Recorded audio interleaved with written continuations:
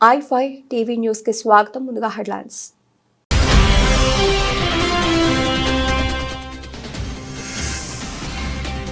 ఆర్ఆర్ఆర్ పనులు 5 ప్యాకేజీల్లో చేపట్టాలని నిర్ణయించి టెండర్లు ఆహ్వానించిన ఎన్హెచ్ఏఐ. సీఎం చొరవ, తన కృషికి దక్కిన ఫలితమన్న మంత్రి కోమటిరెడ్డి.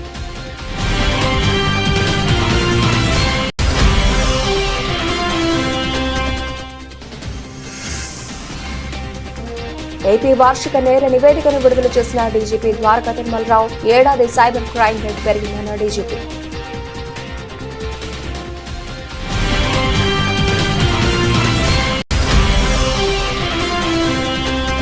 మైంసా పట్టణంలో సమగ్ర శిక్ష ఉద్యోగుల దీక్షా శిబిరాన్ని సందర్శించిన ముధోల్ ఎమ్మెల్యే. అధికారంలోకి వస్తే ఎస్ఎస్సీ ఉద్యోగులను క్రమబద్దీకరిస్తామన్న రేవంత్ రెడ్డి హామీ ఏమైందన్న పవార్ రామారావు పటేల్.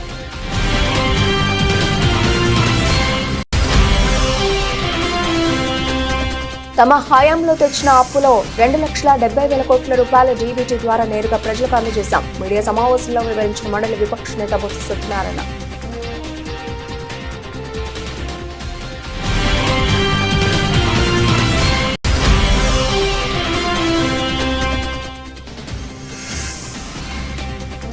యాదగిరిగుట్టపై దర్శన క్యూ లైన్ గ్రిల్లో ఇరుక్కున్న బాలుడి తల కాపాడిన భక్తులు.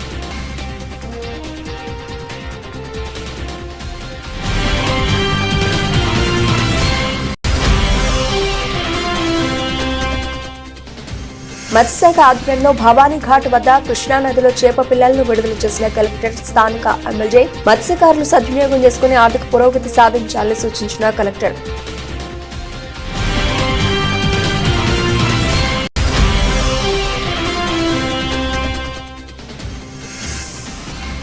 గవాస్కర్ కాళ్లు మొక్కిన నితీష్ రెడ్డి తండ్రి. మెగా వైరల్ అవుతోన్న emotional video.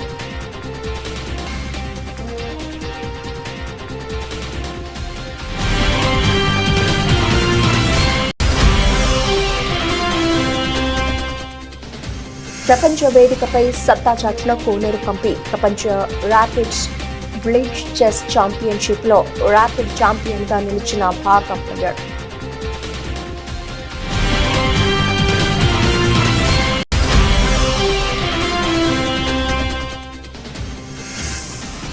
Kapil Dev record చిత్తు చేసిన బుమ్రా. అత్యంత వేగంగా 200 వికెట్లతో మరో ఘనత.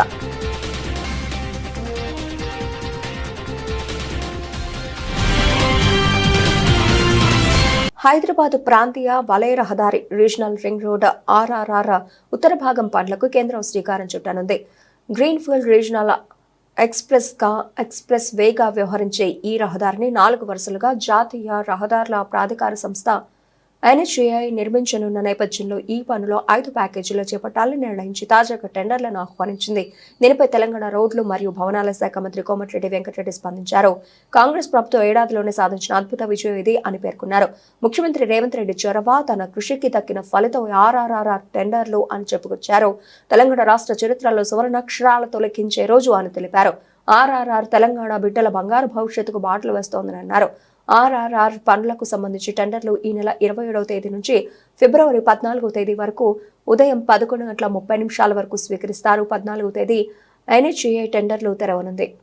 ఆర్ఆర్ఆర్ కోసం సీఎం రేవంత్ రెడ్డితో కలిసి అనేక సార్లు కేంద్ర రోడ్డు రవాణా జాతీయ రహదారుల శాఖ మంత్రి నితిన్ గడ్కరీకి వినతులు సమర్పించామని మంత్రి కోమటిరెడ్డి వెంకటరెడ్డి తెలిపారు. 2017లోనే రీజనల్ రింగ్ రోడ్డు ప్రతిపాదించిన గత ప్రభుత్వ నిర్లక్ష్యం కారణంగా పనులు ముందుకు సాగలేదని విమర్శించారు. 2023 డిసెంబర్లో పదవి చేపట్టిన నాటి నుంచి రీజనల్ రింగ్ రోడ్డు కోసం నిరంతరం కృషి చేశానని మంత్రి కోమటిరెడ్డి వెంకటరెడ్డి తెలిపారు. ఆంధ్రప్రదేశ్లో సైబర్ నేరాలు గణనీయంగా పెరిగాయి. ఒక ఏడాదిలోనే 1,229 కోట్ల రూపాయల సొత్తును సైబర్ నేరగాళ్లు కొల్లగొట్టారు. ముఖ్యంగా ఫోన్ కాల్స్ ద్వారా పోలీసులకు 2,23,378 ఫిర్యాదులు అందులో రికార్డు. 2024లో రాష్ట్రంలో జరిగిన నేరాలను డీజీపీ ద్వారకా తిరుమలరావు వెల్లడించారు. సగటున రోజుకు 3.36 కోట్ల రూపాయలను సైబర్ నేరగాళ్లు డబ్బును దోచుకున్నారని వివరించారు. 2023లో ఫోన్ కాల్స్ ద్వారా 4,74,391 కాల్స్ రాగా 682 కేసుల్లో 173 కోట్ల రూపాయల బాధితులు నష్టపోయారు. 2024లో 52.4% ఫిర్యాదులు పెరగక బాధితుల నుంచి 610% సొత్తును కోల్పోయారని డీజీపీ తెలిపారు. రాష్ట్రంలో కూటమి ప్రభుత్వం అధికారంలోకి వచ్చిన తర్వాత గంజాయి మాదక ద్రవ్యాలను అరికట్టడానికి పెద్ద ఎత్తున చర్యలు చేపట్టినా కానీ గతంలో కంటే ఎక్కువగా కేసులు నమోదయ్యాయని తెలిపారు. మొత్తంగా అన్ని రకాల నేరాలపై గత ఏడాది 97,760 కేసులు నమోదు కాగా ఈ సంవత్సరం 92,094కు పరిమితమైందన్నారు.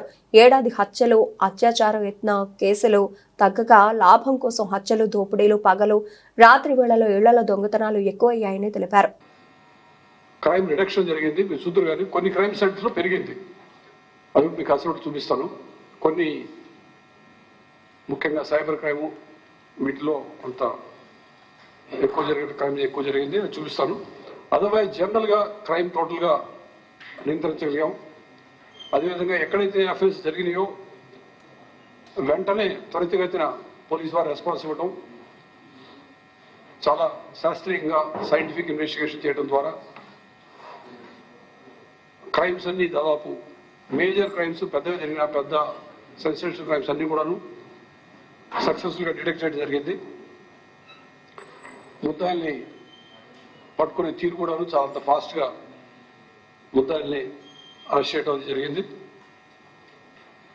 ముఖ్యంగా టెక్నాలజీని బాగా ఎక్స్టెన్సివ్గా వాడటం జరిగింది. అది ఫింగర్ ప్రింట్స్ దగ్గర నుంచి డ్రోన్స్, సీసీటీవీ ఫుటేజ్, అదేవిధంగా మాకు ఉన్నటువంటి మిగతా టూల్స్ అవన్నీ కూడా నేను ఎక్స్ప్లెయిన్ చేయను. అవన్నీ చేయడం ద్వారా క్రైమ్ డిటెక్షను, అదేవిధంగా ప్రివెన్షన్ కూడా బాగా జరిగింది. Police infrastructure in general improve చేయడం జరిగింది. అంటే కొన్ని విషయాల్లో అప్పటి వరకు పనిచేస్తున్న కొత్త ఎక్విప్మెంట్ కూడా పనిచేయకపోవటం, లేకపోతే యాన్యువల్ మెయింటెనెన్స్ లేక మూలబడిపోయిన ఎక్విప్మెంట్ మళ్ళీ రెస్టోర్ చేయటం, అదేవిధంగా కొన్ని కొత్త వింగ్స్ ఏర్పాటు చేయడం జరిగింది. సిబ్బందికి ఇవ్వాల్సినటువంటి అడ్మినిస్ట్రేటివ్ మ్యాటర్స్లో అయితేనేమి, అదేవిధంగా వెల్ఫేర్ విషయంలోనూ ప్రత్యేకంగా శ్రద్ధ చూపించడం ద్వారా వాటిలో నూతన ఉత్సాహం కలిగించడం, వాళ్ళ మొరైల్ మోటివేషన్ పెంచడం కూడా చేయగలిగాము.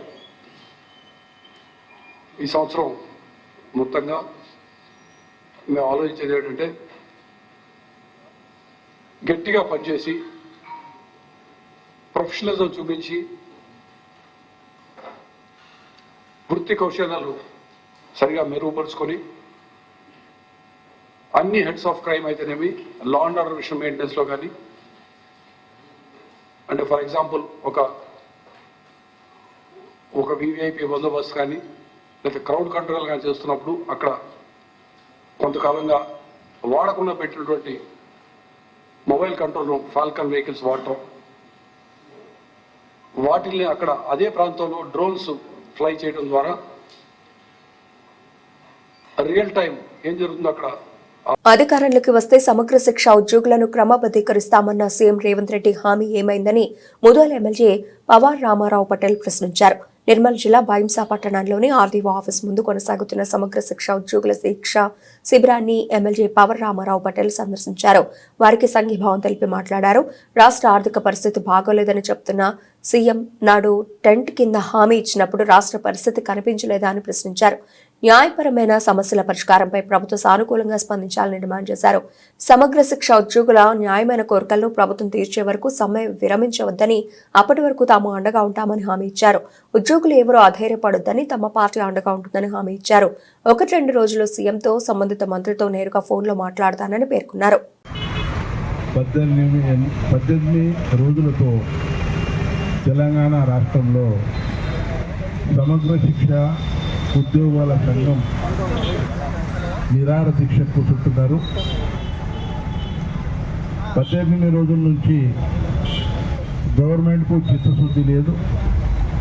అసెంబ్లీలో కూడా మా తోటి సోదరులు రాకేష్ రెడ్డి మాట్లాడిన తర్వాత కూడా ఆయన దానికి సరిగా ఉత్తరాలు ఇవ్వలేదు. మీకు ఒకటే చెప్తున్నాను, ఏదైతే మీ డిమాండ్స్ ఉన్నాయి ఆ డిమాండ్స్ న్యాయపరంగా మీరు అడుగుతున్నారు. గత మన పక్క రాష్ట్రంలో ఆంధ్రప్రదేశ్ అనుకోండి, మహారాష్ట్ర అనుకోండి, అక్కడ రెగ్యులేషన్స్ చేసిండ్రు. మన తెలంగాణ రాష్ట్రంలో ఇంతవరకు చేయలేదు. మేము కూడా ప్రభుత్వ దృష్టికి తీసుకుపోతాం. అదేవిధంగా కేంద్ర ప్రభుత్వం వాటా ఉంది. ఖచ్చితంగా కేంద్రంలో ఉన్న మా తెలంగాణ మంత్రులు కిషన్ రెడ్డి గారు, బండి సంజయ్ అన్న గారు వారి దృష్టికి తీసుకుపోయి కేంద్రంలో కూడా దాని విషయం మేము ప్రత్యేకంగా చర్య తీసుకోవాలని చెప్పడం జరుగుతుంది. అదేవిధంగా ఒక బడే భాయ్ మాషా అల్లా, ఛోటా భాయ్ శుభాన్ అల్లా అంటే కేసీఆర్ కూడా ఈ న్యాయం చేయలేదు, రేవంత్ రెడ్డి కూడా న్యాయం చేయకొచ్చిందని చాలా ఘోరంగా ఉంది ఇది. రేవంత్ రెడ్డి గాంధీ కుటుంబం అంటాడు, రాహుల్ గాంధీ అంటాడు, సోనియా గాంధీ అంటాడు, ఇందిరాగాంధీ అంటాడు, ప్రియాంక గాంధీ అంటాడు. ఈ కస్తూర్బా గాంధీ ఎవరు? గాంధీ కుటుంబమే కదా. కస్తూర్బా గాంధీ కుటుంబానికి మేము న్యాయం చేయకుంటే గాంధీ కుటుంబంలో ఉన్న ఎడ్యుకేషన్ గురించి ఏదైతే సర్వశిక్ష అభియాన్లో టీచింగ్ స్టాఫ్ ఉంది, నాన్ టీచింగ్ స్టాఫ్ ఉంది, టెక్నికల్ పర్సన్స్ ఉన్నారు, డిఎల్ఎఫ్ ఉన్నారు, వాళ్ళకి న్యాయం చేయకుంటే మా తెలంగాణ రాష్ట్రానికి ఏం న్యాయం చేస్తామని రేవంత్ రెడ్డి గారికి నేను సవాల్ ఇస్తున్నాను. రేవంత్ రెడ్డి గారు, మీరు అన్ని విధాలుగా ప్రతి ఒక్క మాటకు ఎలక్షన్ కన్నా ముందు 420 హామీలు ఇచ్చారు. ఆల్రెడీ 420 గుండా అన్నట్లనే ఇది 420 గుండా 420 హామీలు ఇచ్చాడు. ఒక మా తెలంగాణ రాష్ట్రంలో కొనసాగుతున్నాయి. సోదరులు చెప్పారు ఇందాక, అంటే పక్క రాష్ట్రాల్లో ఆంధ్రాలో సమస్య పరిష్కారం దిశగా వాళ్ళు మంచి వేతనాలు పొందుతున్నారు. మాకంటే ఎక్కువ పేద రాష్ట్రం అయినప్పటికీ ఇతర రాష్ట్రాల్లో కూడా ఈ సమస్యను అక్కడి ప్రభుత్వాలు సాల్వ్ చేసినాయని చెప్తున్నారు. మరి ఇక్కడ ప్రభుత్వానికి మరి ఏం పుట్టిందో అర్థమైతే లేదు. 18 ఏళ్ళ నుంచి 18 రోజుల నుంచి ఈ ఉసురు తప్పకుండా రేవంత్ రెడ్డి గారిని చుట్టుముట్లాడుతుంది, ఉసురు కలుగుతుంది. తప్పకుండా మీకు రెగ్యులరైజ్ చేసుడో రేవంత్ రెడ్డి ఊడిపోయాడో ఏదో ఒకటి జరుగుతుంది.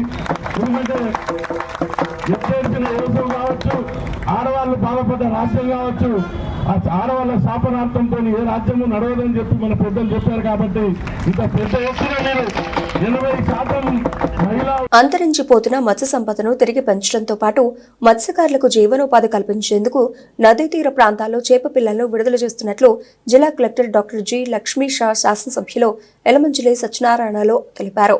జిల్లా మత్స్యశాఖ ఆధ్వర్యంలో స్థానిక భవానీపురం సమీపంలో గల భవానీ ఘాట్ వద్ద జిల్లా కలెక్టర్ జి లక్ష్మీ షా, విజయవాడ పశ్చిమ నియోజకవర్గ శాసనసభ్యులు ఎలమంచిలి సత్యనారాయణ కృష్ణానదిలో చేప పిల్లలను విడుదల చేశారు. ఈ సందర్భంగా జిల్లా కలెక్టర్ మాట్లాడుతూ మత్స్యకారుల సంక్షేమంతో పాటు మత్స్య సంపదను పెంచడానికి రాష్ట్ర ప్రభుత్వం కృషి చేస్తోందన్నారు. ఇందులో భాగంగా కృష్ణానది పరివాహక ప్రాంతంలో చేప పిల్లలను విడుదల చేయడం జరుగుతుందని, 7 నెలల అనంతరం మత్స్యకారులు ఉచితంగా చేపలను వేటాడి వాటిని విక్రయించుకుని ఆర్థిక ప్రయోజనం పొందాలన్నదే ఈ కార్యక్రమం ఉద్దేశం అన్నారు. ప్రభుత్వం కల్పిస్తున్న ప్రయోజనాలను మత్స్యకారులు సద్వినియోగం చేసుకుని ఆర్థిక పురోగతి సాధించాలని కలెక్టర్ కోరారు. విజయవాడ పశ్చిమ నియోజకవర్గ శాసనసభ్యులు ఎలమంచిలి సుజనా చౌదరి మాట్లాడుతూ మత్స్యకారులకు ఆర్థిక ప్రయోజనాలు చేకూర్చేందుకు రాష్ట్ర కేంద్ర ప్రభుత్వాలు అమలు చేస్తోందన్నారు.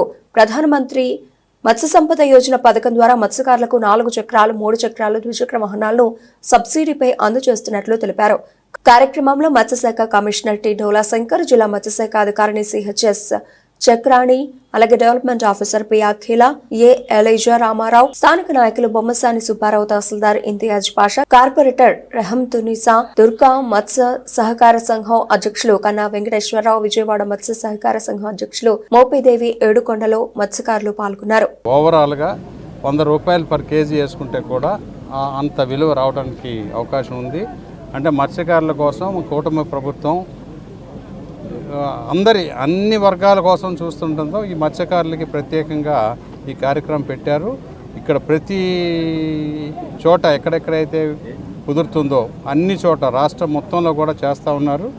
ఇది ఈరోజు సాయంత్రం ఈ కార్యక్రమంలో పాల్గొన్నందుకు నాకు చాలా సంతోషంగా ఉంది. మత్స్యకారులందరూ కూడా దీన్ని సద్వినియోగపరచుకొని బాగా, ఎందుకంటే ఇందులో టెక్నాలజీ కూడా ఉంది. ఎప్పుడు ఫిష్ని మళ్ళీ పట్టుకోవాలి, ఎప్పుడైతే దానికి వేటకి వెళ్ళకూడదు అనేది కూడా. ఎందుకంటే ఫిష్ మళ్ళీ బ్రీడింగ్ టైంలో వేటకు కూడా వెళ్ళకూడదు. ఆ టెక్నాలజీని కూడా వాడుకొని మత్స్యకారులందరూ కూడా బెనిఫిట్ పొందాలని చెప్పి కోరుతూ సెలవు తీసుకుంటాం. యాదగిరిగుట్టలో లక్ష్మీ నరసింహస్వామిని దర్శించుకునేందుకు వచ్చిన బాలుడు ప్రమాదానికి గురయ్యాడు. సకాలంలో తోటి భక్తులు స్పందించి కాపాడడంతో పెను ప్రమాదం తప్పింది. హైదరాబాద్లోని బోడుపల్లికు చెందిన ఓ కుటుంబం శనివారం రాత్రి యాదగిరిగుట్టకు వచ్చింది. ఆదివారం ఉదయం కుటుంబ సభ్యులతో కలిసి ప్రత్యేక దర్శన క్యూ లైన్లో నిలబడ్డారు. ఆ సమయంలో వారి కుమారుడు దయాకర్ తల క్యూ లైన్లోని గ్రిల్లో ఇరుక్కుపోయింది. దీంతో ఆందోళనలకు గురైన కుటుంబం బాలుడి తలను గ్రిల్ నుంచి తీసేందుకు ప్రయత్నించి విఫలమైంది. ఈ దశలో సహచర భక్తులు కలుగు చేసుకుని గ్రిల్ రాడ్లను పక్కకు తొలగించి గ్రిల్లో ఇరుక్కున్న బాలుడి తలను బయటకు తీయడంతో ప్రమాదం తప్పింది.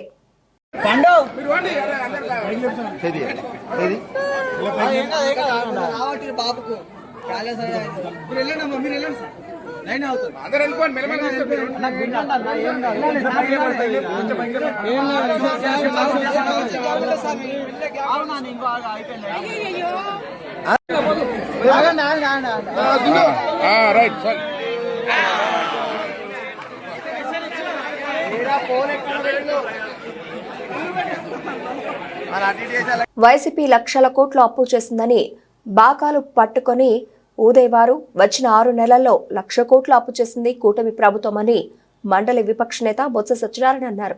ఆనాడు కార్పొరేషన్ అప్పులని గోలపెట్టి నేడు మార్క్ఫెడ్, సివిల్ సప్లైస్, ఏపీఎండిసి కార్పొరేషన్ల నుండి కూటమి ప్రభుత్వం అప్పులు చేస్తూనే ఉందని, ఇవన్నీ కాక ప్రపంచ బ్యాంకు నుండి 15,000 కోట్ల రూపాయల అప్పు తీసుకున్నారని తెలిపారు. తమ హయాంలో తెచ్చిన 6 లక్షల కోట్ల రూపాయల అప్పుల్లో 2,70,000 కోట్ల రూపాయలు డీబీటీ ద్వారా నేరుగా ప్రజలకు అందజేశామని పేర్కొన్నారు. సీఎం చంద్రబాబు పెన్షన్ స్కీమ్లో పెంచిన 1000 ఇవ్వడం తప్ప చేసిందేమీ లేదని విమర్శించారు. వైసీపీ పార్టీ అప్పు చేసింది, ప్రభుత్వం లక్షల కోట్లు అప్పు చేసేస్తుంది అని చెప్పి రోజు బాగా పట్టుకుని ఊదేవారు.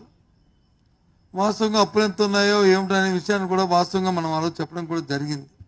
సరే 14 కోట్లు అన్నారు, 14 లక్షలు అన్నారు, తర్వాత 10 లక్షలు అన్నారు. కాదు, ఆ బడ్జెట్లో మీరు పెట్టిన లెక్క చూసుకుంటే 5 లక్షల కోట్లు చిల్లరకే వచ్చిందనే విషయాన్ని కూడా మరి చెప్పడం కూడా జరిగింది. అయినా సరే మళ్ళీ కార్పొరేషన్ అన్నారు, కార్పొరేషన్ కూడా కలుపుకుని అన్నీ కలుపుకున్నా సరే 6 లక్షల కోట్లు దాటలేదనే విషయాన్ని కూడా చెప్పడం జరిగింది. ప్రభుత్వం వచ్చి 6 నెలలు దాటి 7వ నెలలు ఇంకా అడుగు పెడుతుంది.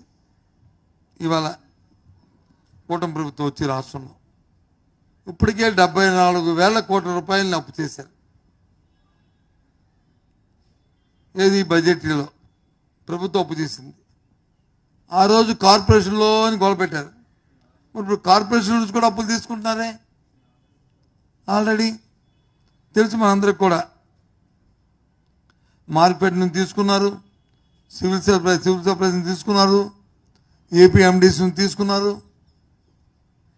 మీ కార్పొరేషన్ కూడా అప్పు తీసుకున్నారే. ఏది ఈ 74,000 కోట్లు కాకుండా, ఈ 74,000 కోట్ల రూపాయలు కాకుండా ఇది కూడా మళ్ళీ అప్పు తీసుకున్నారు. మళ్ళీ ఇవన్నీ కాకుండా మళ్ళీ ప్రపంచ బ్యాంక్ నుంచి, వరల్డ్ బ్యాంక్ నుంచి, అలాగే ఏడీబీ ద్వారా మళ్ళీ ఇంకో 15,000 కోట్ల అప్పు తీసుకున్నారు. వెరసి సుమారు 1,00,000 కోట్ల రూపాయలు ఈ 6 నెలలకి ఈ ప్రభుత్వం అప్పు తెచ్చింది. ఆ రోజు వైసీపీ ప్రభుత్వం అప్పు తెచ్చింది. నేను అందులో భాగస్వామిని, నేను మంత్రిని. కానీ 2,70,000 తెచ్చిన 6 లక్షల్లో 2,78,000 కోట్ల రూపాయలని డైరెక్ట్ బెనిఫిట్ ద్వారా ప్రజలకు వచ్చి అది పాస్ ఆన్ చేస్తాం. వివిధ స్కీముల్లో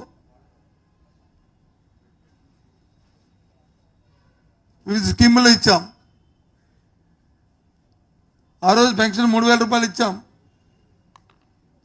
నువ్వు ఈరోజు ఒక పెన్షన్ 4,000 రూపాయలు తప్ప ఈ 1,00,000 కోట్లలో పెన్షన్ 4,000 రూపాయలు. భారత యువ క్రికెటర్ నితీష్ కుమార్ రెడ్డి ఆస్ట్రేలియాతో మెల్బోర్న్ టెస్ట్లో 8వ స్థానంలో వచ్చి అద్భుతమైన సెంచరీ చేయడంతో ఆయన తండ్రి ముత్యాల రెడ్డి ఎంతో ఎమోషనల్ అయ్యారు. మ్యాచ్ అనంతరం నితీష్ తండ్రి ముత్యాల రెడ్డి సునీల్ గవాస్కర్ కాళ్లు మొక్కారు. ఆ తర్వాత నితీష్ రెడ్డి సోదరి కూడా గవాస్కర్ పాదాలకు నమస్కరించారు. ఈ వీడియో ప్రస్తుతం సోషల్ మీడియాలో తెగ వైరల్ అవుతోంది. మెల్బోర్న్ టెస్ట్ 3వ రోజు ఆట ముగిసిన అనంతరం నితీష్ కుమార్ రెడ్డి కుటుంబం గవాస్కర్ తో సమావేశమైంది. ఈ సమావేశంలో నితీష్ తండ్రి భావోద్వేగానికి లోనయ్యారు. గవాస్కర్ కనిపించగానే ఆయనను ఆలింగనం చేసుకోవడానికి ముందు కాళ్లపై పడ్డారు. అలాగే మోకాళ్లపై కూర్చుని కాళ్లు మొక్కారు. అదేవిధంగా తన కుమారుడిపై ప్రశంసలు కురిపించిన మాజీ ఆటగాళ్లందరికీ ఆయన కృతజ్ఞతలు తెలిపారు. ఈ సమావేశంలో సునీల్ గవాస్కర్ నితీష్ కుమార్ రెడ్డి గురించి, అతని బ్యాటింగ్ గురించి మాట్లాడారు. అతను వజ్రం అని కితాబిచ్చారు. మెల్బోర్న్ టెస్ట్ తొలి ఇన్నింగ్స్ లో 8వ స్థానంలో క్రీజ్ లోకి వచ్చిన నితీష్ రెడ్డి 189 బంతులు ఎదుర్కొని 114 పరుగులు చేశాడు. దాంతో ఇన్నింగ్స్ లో భారత్ తరఫున అత్యధిక పరుగులు చేసిన ఆటగాడుగా నిలిచాడు.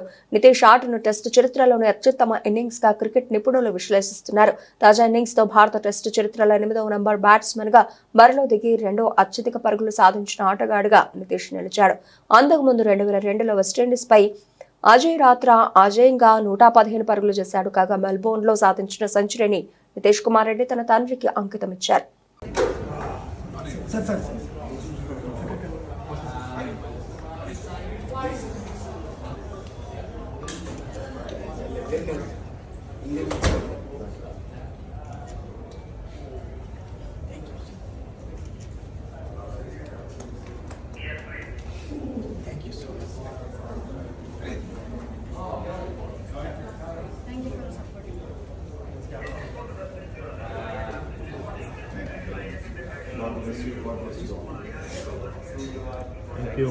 రాజకీయ కక్షతోనే తనపై తప్పుడు కేసులు బనాయించి అరెస్టు చేసేందుకు కుట్ర చేస్తున్నారని వైఎస్ఆర్సీపీ కృష్ణా జిల్లా అధ్యక్షుడు మాజీ మంత్రి పేర్ని వెంకట్రామయ్య ఆక్షేపించారు. మచిలీపట్నంలో తన సతీమణి జయసుధ పేరుతో ఉన్న గోదాము నుంచి బియ్యం షార్టేజీ వచ్చిందనే అంశాన్ని సాకుగా చూపి తనతో పాటుగా తన భార్య కుమారుడిని కూడా అరెస్టు చేయాలనే లక్ష్యంతో పావులు కదుపుతున్నారని ఆయన ఆరోపించారు. బియ్యం షార్టేజీ విషయంలో తన కుటుంబ ప్రతిష్టను దెబ్బతీసేలా ప్రభుత్వ దర్యాప్తును మించి టీడీపీ అనుకూల సోషల్ మీడియా అత్యుత్సాహంతో ఇష్టారాజ్యంగా తప్పుడు ప్రచారం చేస్తోందని ఆగ్రహం వ్యక్తం చేశారు. తమ పార్టీ నుంచి ప్రభుత్వాన్ని ప్రశ్నిస్తున్నందుకే తనను టార్గెట్ చేసి కుటుంబ సభ్యులతో సహా అరెస్టు చేయాలని కూటమి ప్రభుత్వం కుట్ర చేస్తోందని మాజీ మంత్రి పేర్ని నాని వివరించారు. ఇందులో నాకు గనక ఏదన్నా లేదా నా భార్య గాని నేను గాని ఏదన్నా చిన్న పాపం చేసి ఉన్నాము, పాపానికి మేము భాగస్థులమై ఉన్నామంటే గనక నేను అత్యంత ప్రేమించేటువంటి దేవుళ్ళ కంటే మిన్నగా ప్రేమించేటువంటి చనిపోయి మరణించినటువంటి నాకు జన్మనిచ్చిన తల్లి మీద ప్రమాణం చేసి నేను చెప్తున్నాను.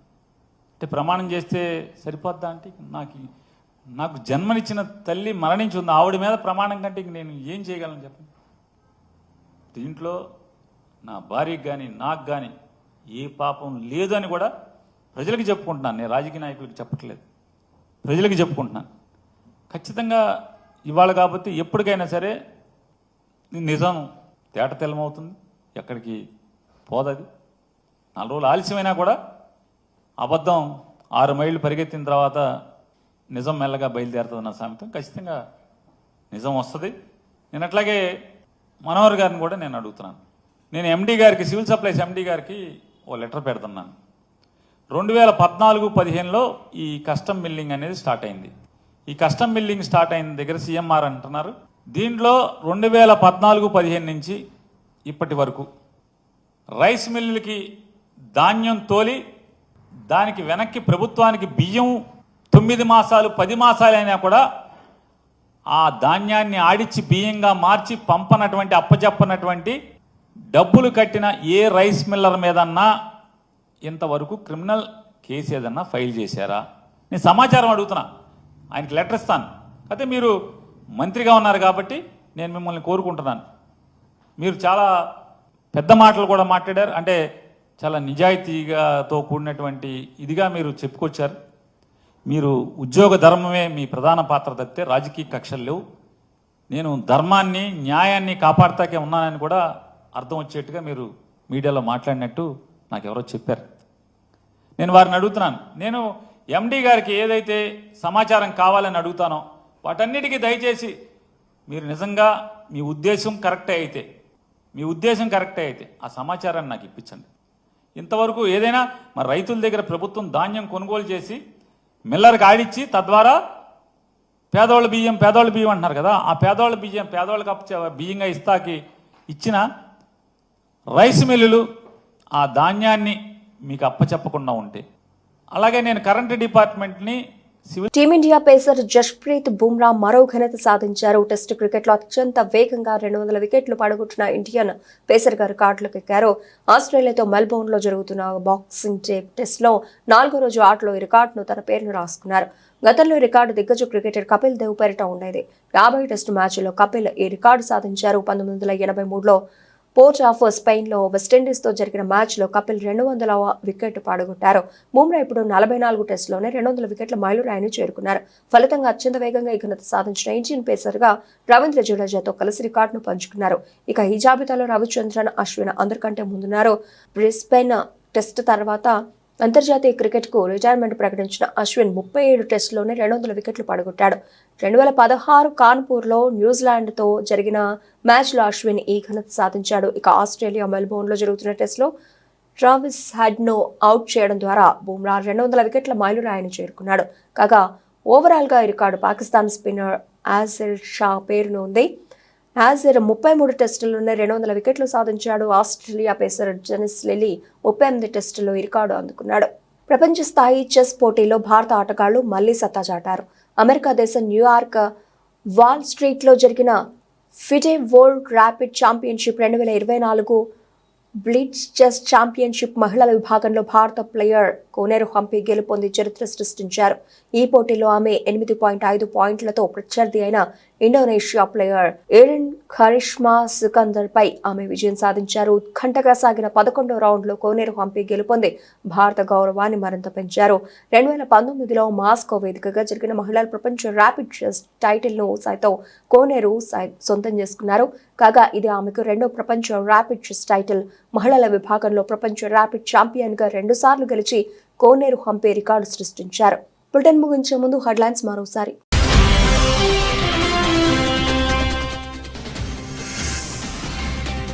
ఆర్ఆర్ఆర్ పనులు 5 ప్యాకేజీల్లో చేపట్టాలని నిర్ణయించి టెండర్లు ఆహ్వానించిన ఎన్హెచ్ఏఐ. సీఎం చొరవ తన కృషికి దక్కిన ఫలితమన్న మంత్రి కోమటిరెడ్డి.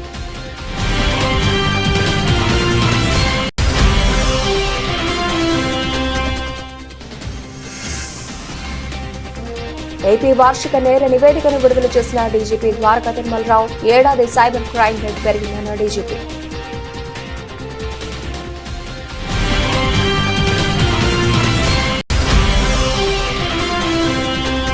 మైంసా పట్టణంలో సమగ్ర శిక్ష ఉద్యోగుల దీక్షా శిబిరాన్ని సందర్శించిన ముధోల్ ఎమ్మెల్యే. అధికారంలోకి వస్తే ఎస్ఎస్సీ ఉద్యోగులను క్రమబద్ధీకరిస్తామన్న రేవంత్ రెడ్డి హామీ ఏమైందన్న పవార్ రామారావు పటేల్.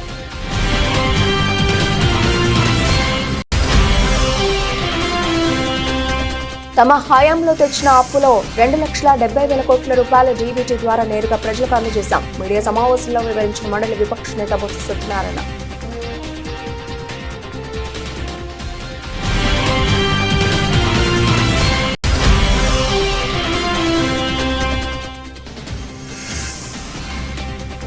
యాదగిరిగుట్టపై దర్శన క్యూ లైన్ గ్రిల్లో ఇరుక్కున్న బాలుడి తల కాపాడిన భక్తులు.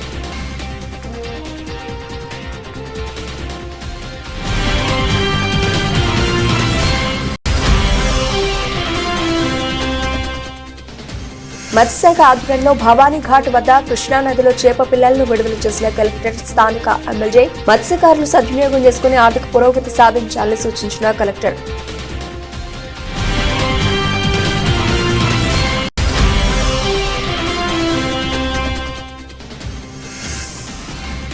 గవాస్కర్ కాళ్లు మొక్కిన నితీష్ రెడ్డి తండ్రి. మెగా వైరల్ అవుతోన్న emotional video.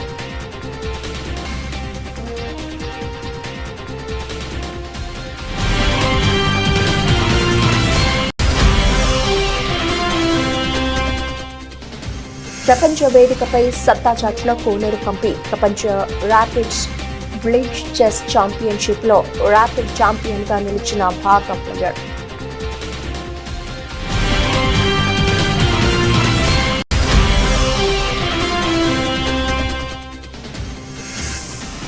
Kapil Dev record చిత్తు చేసిన బుమ్రా. అత్యంత వేగంగా 200 వికెట్లతో మరో ఘనత.